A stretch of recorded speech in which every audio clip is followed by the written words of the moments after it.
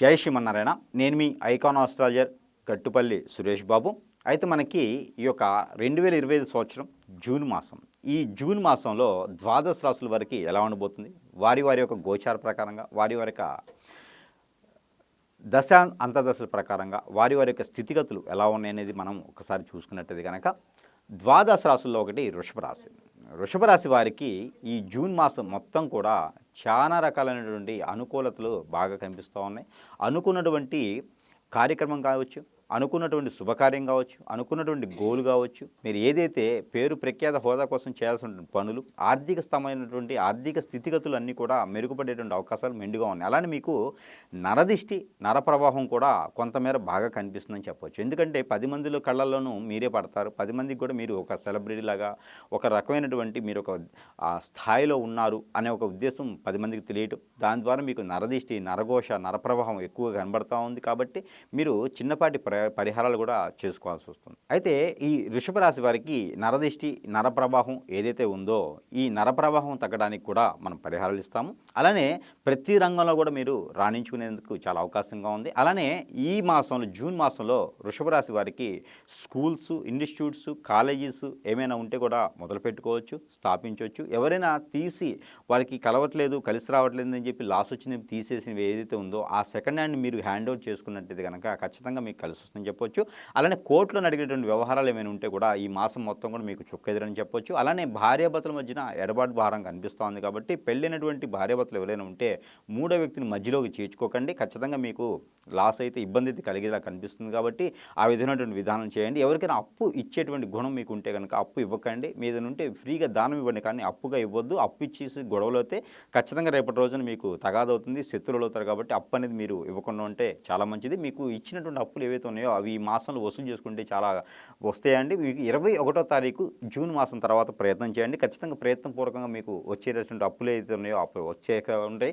అలానే మీకు విదేశీయానం ప్రయత్నం చేసినట్టు కనుక జూన్ 15వ తారీఖు తర్వాత విదేశీయానం ప్రయత్నం చేయండి.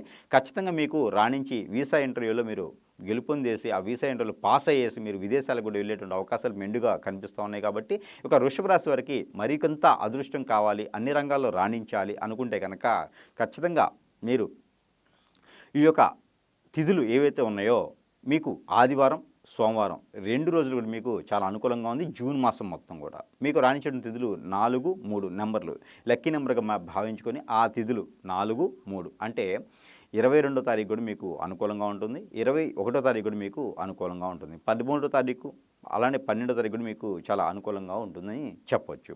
అలానే మీకు కలిసి వచ్చేటువంటి కలర్ లేత గులాబీ రంగు, ఊదా కలర్ మీకు ఈ మాసం మొత్తం కూడా అద్భుతమైనటువంటి ప్రతిఫలాలు కలిసి వస్తుంది. అలానే మీరు చేయవలసినటువంటి రెమెడీ, పరిహారాలు ఏవైతే ఉన్నాయో ఆ పరిహారాల నిమిత్తం కూడా ఏంటంటే, ప్రతిరోజు కూడా మీరు కుదిరినట్టయితే కనుక మీరు తినేటువంటి అన్నం కానీ, టిఫిన్ కానీ ఏదైతే ఉందో దానిలో నుంచి ఒక్క పూట మాత్రం తొలి ముద్ద, ఏదైనా ఇడ్లీ తిన్నారనుకో తొలి ముక్క, దోశ తిన్నారనుకో దాంట్లో తొలి ముక్క, లేదా అన్నం తిన్నారనుకోండి దాంట్లో తొలి ముద్ద కలిపేసి పక్కన ఉంచడం. అది మీరు తిన్న తర్వాత కాకులకు కానీ లేదా కూర్తిలో కానీ పారేయటం చేయడం ద్వారా మీకున్నటువంటి పూర్వీకుల శాపాలు, పూర్వీకుల దోషాలే కాకుండా అన్ని రకాల గ్రహ దోషాలు కూడా మీకు తొలగిపోతాయి.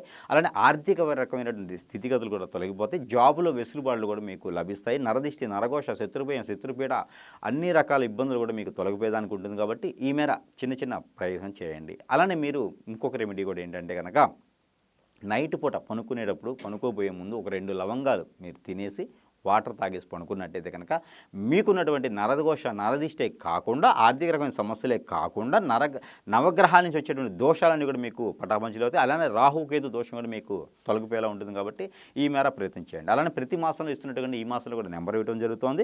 ఇక మేషరాశి వారు, వృషభ రాశి వారు ప్రతిరోజు పాలన చేసినటువంటి నెంబర్ 2962452, 2962452. ఈ నెంబర్ని కనుక 119 సార్లు పారాయణించాలి. చేతిలో ఏదైనా వెజిటేబుల్స్ కానీ ఏదైనా ఫ్రూట్ చేతిలో పెట్టుకొని ఈ నెంబర్ని పారాయణం చేసేసి అది భుజించడం ద్వారా మీకున్నటువంటి అన్ని రకాల దోషాలు తొలగిపోతాయి. ఇది ప్రతిరోజు కూడా మీరు చేసుకున్నట్టయితే కనుక నేను చెప్పిన వాటిలో ఏ ఒక్కటి చేసినా కూడా మీకు అన్ని రకాల దోషాలు తొలగిపోయేలా ఉంటుంది. కాబట్టి ఇలా చిన్న చిన్న పరిహారాలు చేసుకొని వృషభ రాశి వారు కూడా ఈ యొక్క జూన్ మాసంలో అదృష్టవంతులు అవ్వచ్చు.